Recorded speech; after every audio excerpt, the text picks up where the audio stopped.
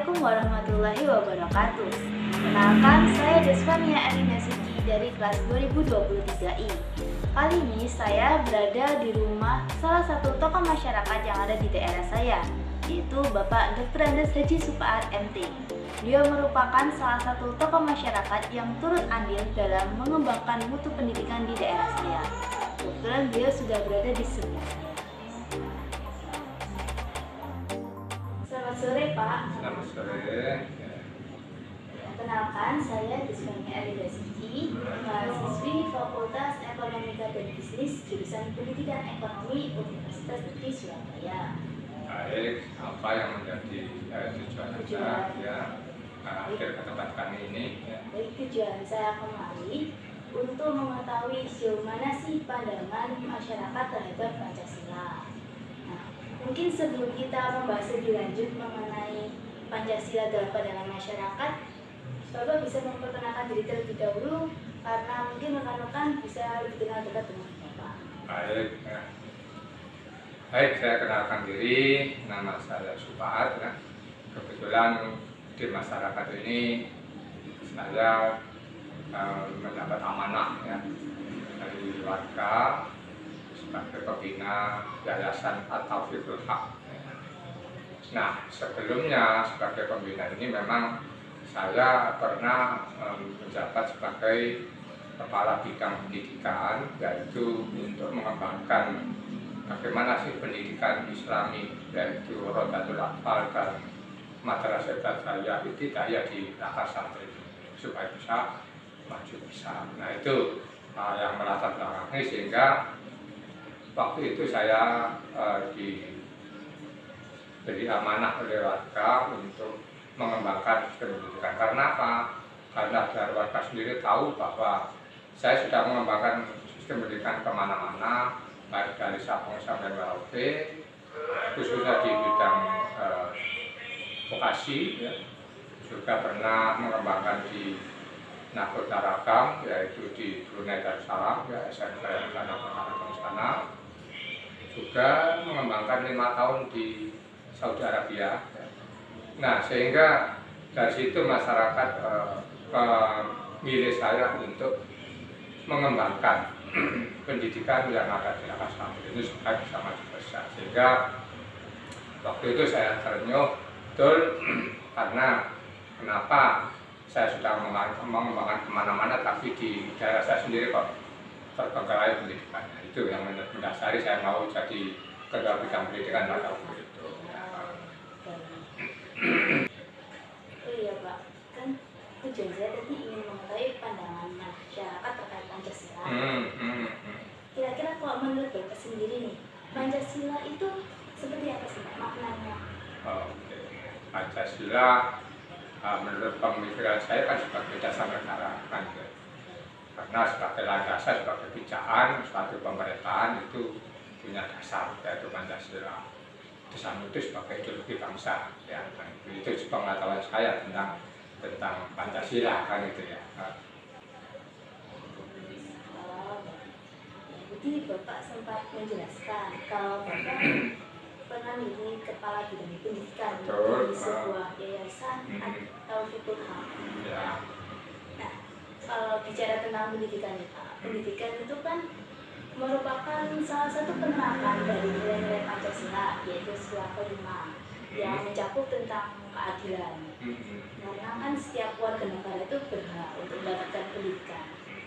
Nah, saya tuh penasaran kenapa sih Bapak bisa tercetus untuk membenahi mutu pendidikan di daerah sini. Terus kendalanya selama memperbaiki mutu pendidikan ini apa?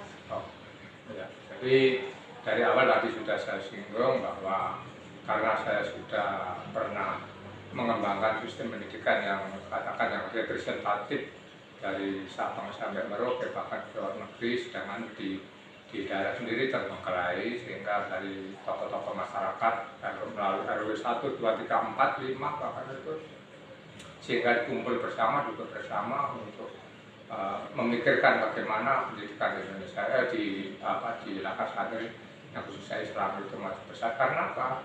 Karena memang saya pada waktu saya masuk ya, saya masuk itu memang terenyuh gimana?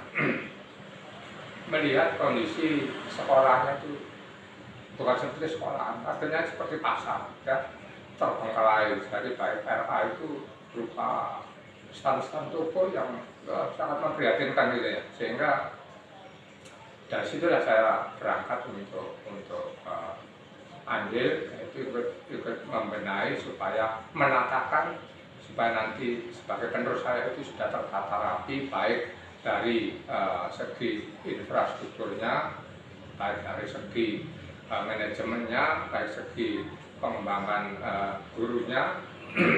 Itu yang saya pikirkan. Kendalanya Ya, dari masalah kendala memang cukup unik ya, karena pada waktu itu kan sebelum kami pegang itu kan sudah dipegang oleh pengurus yang lama kan gitu ya, sehingga kepercayaan masyarakat itu berkurang ya. Sehingga pada waktu itu saya mengumpulkan tokoh-tokoh masyarakat ya, kita ajak rembukan, kita ajak musyawarah ya.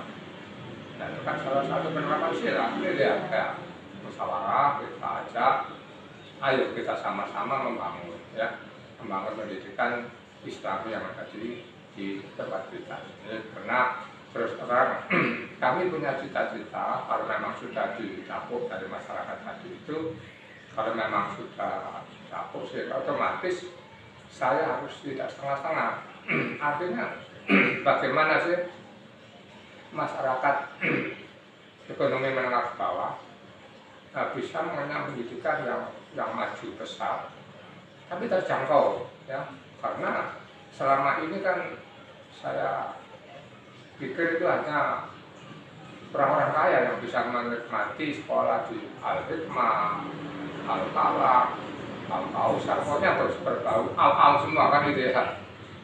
Otomatis kan mahal sekali. Nah, bagaimana membangun sistem pendidikan Islami yang maju besar tapi bisa terjangkau oleh masyarakat ekonomi lemah. Nah ini yang keunikannya itu, otomatis kan kita punya istilahnya apa ya, tegang rasa terhadap saudara-saudara kita warga yang kurang mampu sana, supaya nanti anaknya itu bisa mengenyam pendidikan di MI maupun daerah. Karena apa? Karena begitu saya masuk itu karena seperti pasar tadi, dan alumninya baca tulis Quran pun, baca Fatihah pun nggak bisa.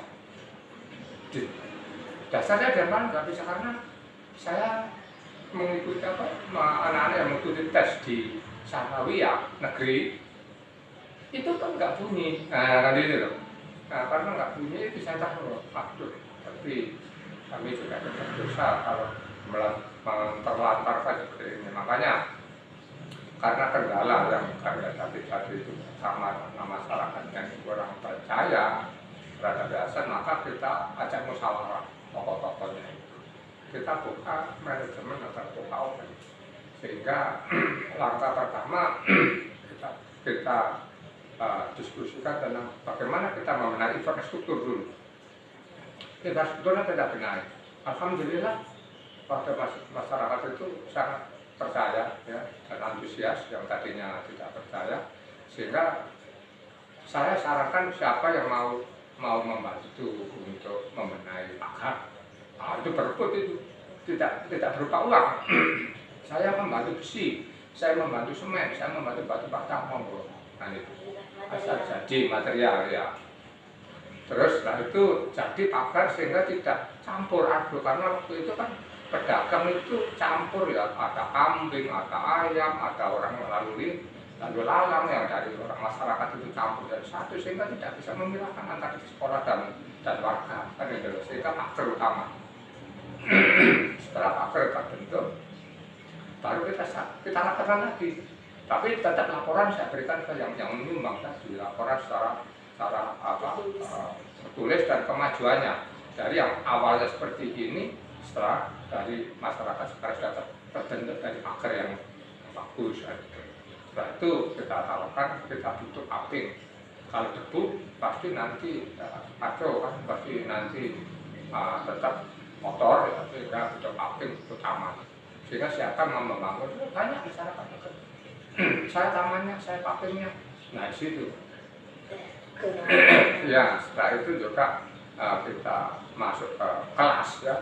Kelasnya waduh sudah namanya bangku-bangku bekas itu prihatin kan, sehingga kita bongkar semua, kita keluarkan ya.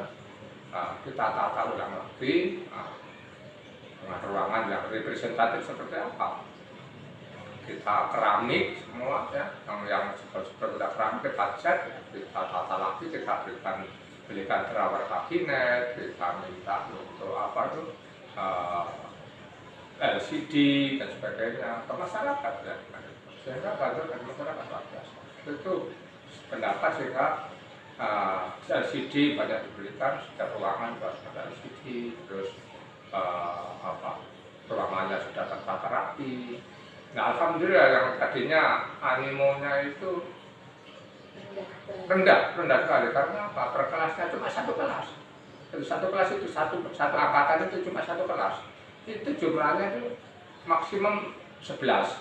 Sehingga kelas 2, kelas 3, kelas 2, 1, kelas 6 itu merokok cuma tinggal 9 kan itu awalnya. Sehingga saya terjun ke masyarakat itu memang kepercayaan kurang. Saya nggak mau menyekolahkan anak saya ke RI sekarang. Tapi sekarang alhamdulillah dengan dukungan warga yang begitu antusias, sekarang kita diteruskan oleh bidang pendidikan yang berikutnya. Karena apa sudah saya tatakan infrastrukturnya, saya tatakan ruangan representatif, saya datangkan guru ngaji yang benar-benar untuk membina anak-anak itu. Ngajinya saya kasih ya, sehingga terbentuklah ada guru-guru terpisah, ada guru umi, guru ngaji yang membenahi untuk Quran dan sholat ya.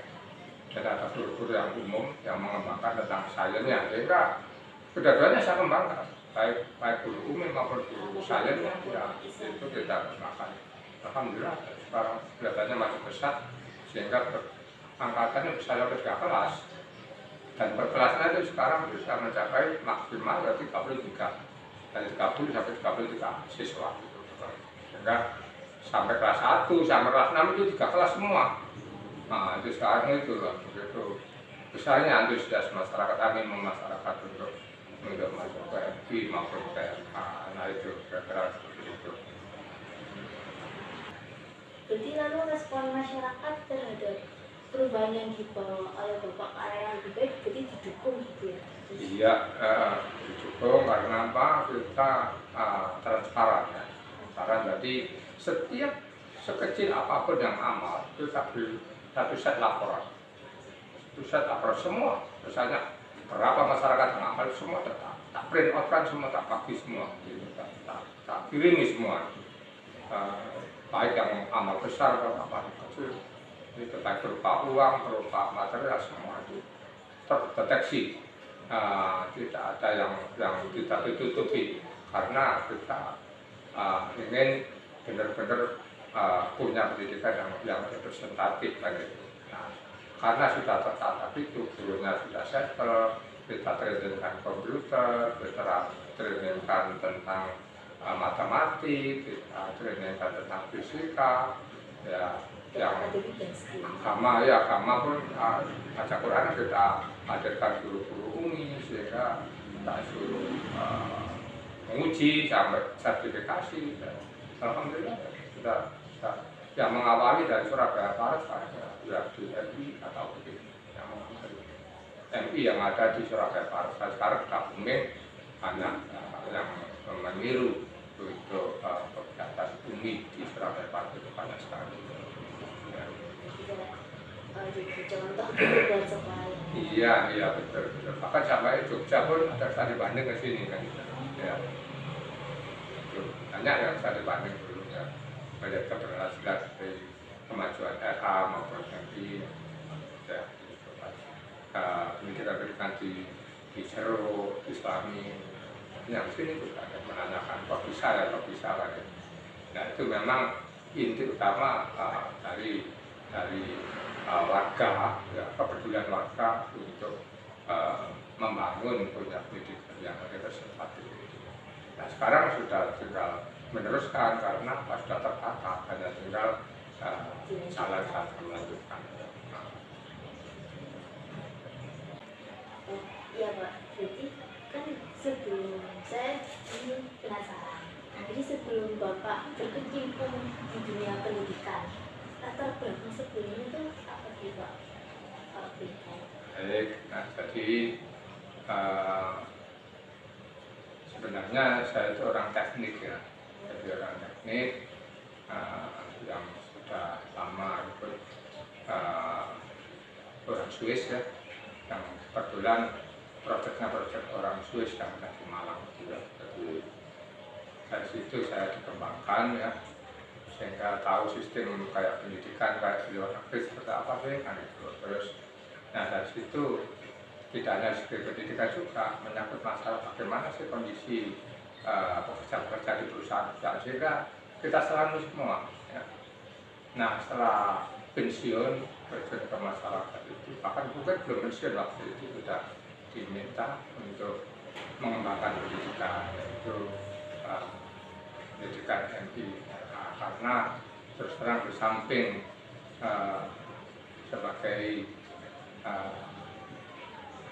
pembina ya, juga pernah sebagai ketua bidang pendidikan dan juga sampai sekarang pun saya masih diminta untuk membina sekolah-sekolah vokasi baik di Jawa Tengah, Jawa Timur ya.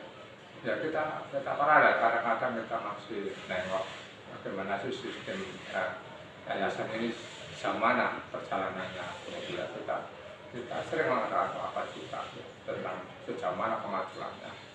Ya, itu sampai sekarang kita kontrol dan bersama itu juga ada waktu setelah ya, kita tinggal untuk membantu teman-teman di sekolahan yang membutuhkan ya, sehingga punya ilmu ya kita amalkan ya, dari di Jawa Tengah maupun di mana aja, dan teman-teman kan seluruh Indonesia kan itu ya, yang menginginkan untuk minta bantuan ya kita pasti karena punya ilmu ya kita pulangkan, terutama gurunya terutama karena kesiswanya itu biasanya kita cari pinter keluar hilang kan, tapi kalau gurunya insya Allah melekat selamanya karena gurunya nggak keluar kan, gurunya sudah tahu dan berada di situ. Itu yang backgroundnya sehingga masyarakat itu percaya untuk saya didapuk sebagai ketua bidang pendidikan. Jadi ini penerapan Pancasila di bidang pendidikan sudah diterapkan. Otomatis kan itu ya. Kalau kita awal tadi sudah saya katakan bahwa melihat hasil outcome-nya dari MI yang sudah dites di sana, berarti yang bisa ngaji kan sangat prihatin kan itu ya, sehingga kita lepas dari sila yang pertama kedua dan ketiga, yaitu kita datangkan guru-guru ngaji ya, yaitu kita suruh membina, kita suruh menaik sampai benar-benar fasih gurunya, baik tajwidnya maupun makrotnya ya, kita suruh menaik benar-benar itu bagus kan itu sampai tersertifikasi, tidak boleh ngajar sebelum tersertifikasi. Nah dari situlah alhamdulillah juga ada dukungan ya, dari yayasan Al-Falaq ya, melalui ICSF ya. Nah itu saya terima. Saya tidak memandang sini itu dari NU atau dari Muhammadiyah, yang penting berasas Quran hadis ya kita terima. Sehingga banyak bantuan dari situ untuk membiayai guru-guru Qurani ya. Sedangkan kita lebih ringan hanya membiayai guru-guru umum kan itu ya, baik guru yang hariannya itu matematikanya, bahasa Indonesianya, Pancasila kan itu, dan olahraganya, guru-guru itu yang kita pikirkan juga. Karena karena guru Quran ini sudah dibantu oleh DBSN waktu itu ya, sehingga sangat ringan sekali masyarakat tidak terbebani untuk pembiayaan kan itu. Ya, alhamdulillah karena dengan penerapan itu ya kita coba kan, dan sekaligus berhubungan dengan pemerataan pendidikan kan itu kan harus istilahnya itu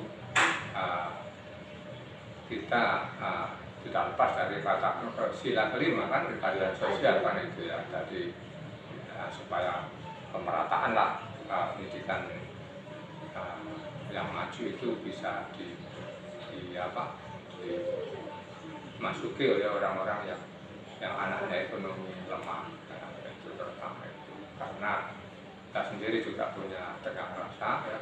Tegang rasanya itu karena itu kan juga penerapan itu kedua tegang rasa kan itu ya, karena kemanusiaan kan, karena kondisinya misalnya nggak mampu masa kita biarkan saja kan gitu loh, sehingga kita tersenyum barulah bangkit itu untuk sama-sama masyarakat itu. Makanya kita ajak musyawarah kan itu ya, sila keempat kan itu ya, jadi musyawarah untuk mencari titik temunya supaya benar-benar punya pendidikan yang lebih representatif.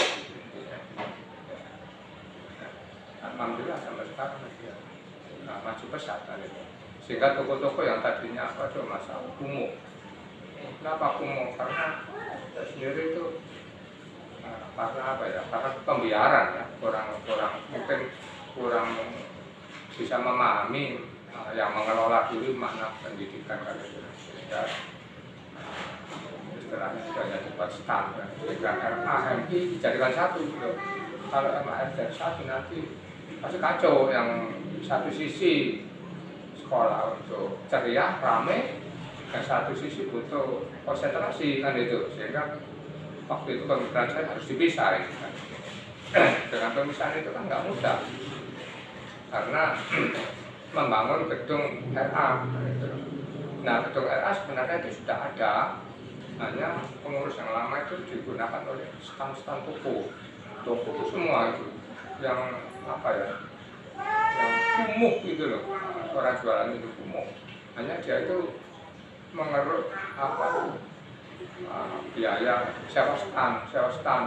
Tapi alasannya waktu itu saya tanya kenapa masalah itu, karena untuk membiayai guru-guru MI ya, sehingga dengan kehadiran saya itu saya rombak, saya mohon maaf ke penjual ya, penjual itu, karena ini tanah wakaf kan itu loh, tanah wakaf dan keperuntukannya bukan untuk dagang, keperuntukannya untuk pendidikan Islam.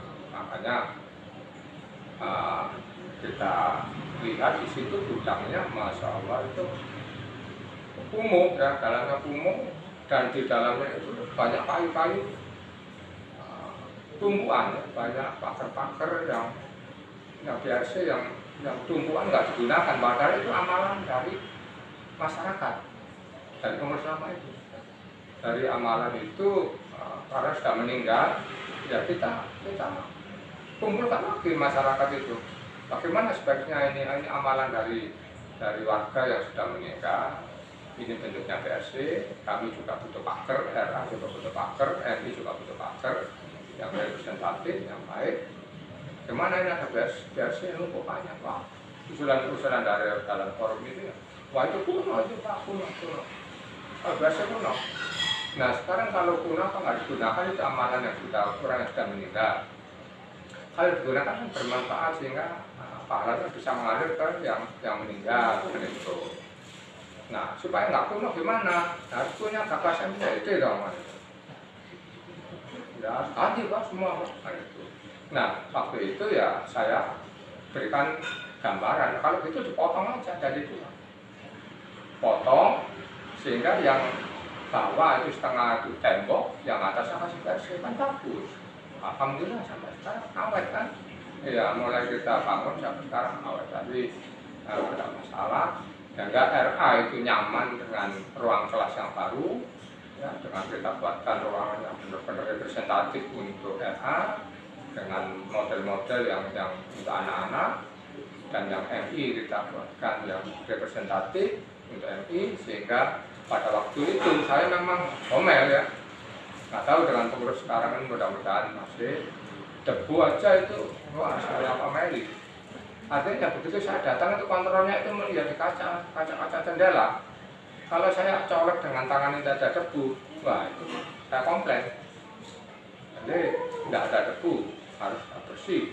Ya, ruangannya ber-AC, ya ada debu, ada LCD-nya, ya itu sekarang sudah pakai smart TV, sekarang kan sudah dirubah lagi. Kalau yang zaman saya dulu masih LCD, sekarang baru kemarin ada smart TV, ya sudah ada kemajuan ya. Sehingga guru-gurunya sudah pintar dengan komputer, semua kita training kan. Masuk gaptek dulu, kita gaptek, nggak tahu cara menggunakan komputer pun nggak tahu.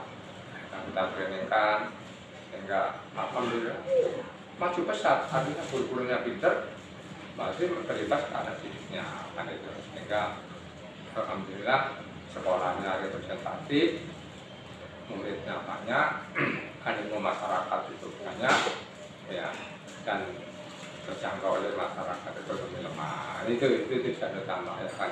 Ya.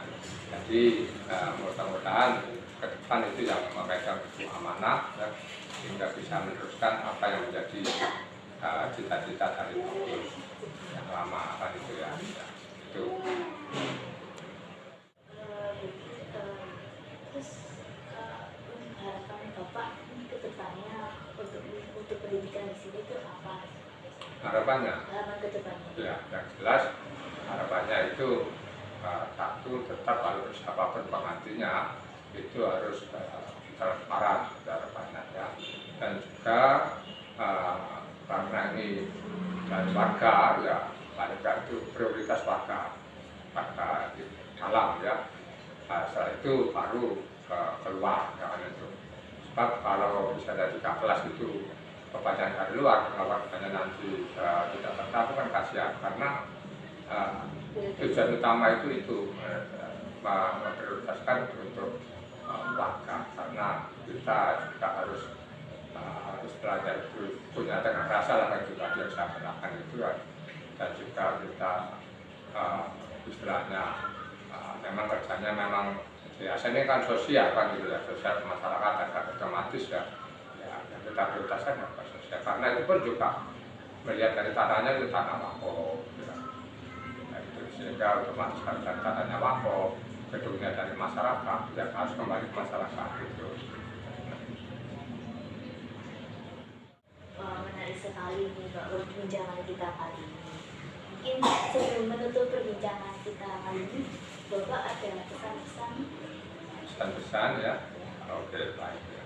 Jadi pesan itu bagaimana sistem pendidikan itu tetap harus maju, ya harus maju besar. Dan alhamdulillah karena sekarang itu sudah dipegang oleh yang pas itu orang yang tahu pendidikan, sehingga sekarang dikembangkan lagi, alhamdulillah sesuai apa yang kita cita-citakan. Itu intinya itu maju besar ya, sehingga outcome-nya itu bisa terserap ya, baik ke SMP negeri maupun ke SMP sanawiyah. Itu ya outcome-nya kan itu, sehingga negeri kan harapan itu tadi. Jadi dan juga bisa menjuarai ya. Pesan saya itu bisa menjuarai baik tingkat provinsi, tingkat nasional itu ya, yang kedepannya itu ya cita-cita ya. Jadi itu tadi perbincangan kita mengenai pandangan masyarakat terhadap Pancasila, terutama penerapan nilai-nilai Pancasila, khususnya sila kelima yaitu keadilan. Nah, keadilan di bidang pendidikan. Nah, terima kasih Bapak Sipaat sudah meluangkan waktunya untuk berbincang dengan saya di hari ini, dan terima kasih untuk rekan-rekan yang telah menonton video ini dari awal hingga akhir. Semoga apa yang disampaikan bisa bermanfaat bagi kita semua. Sampai jumpa. Wassalamualaikum warahmatullahi wabarakatuh.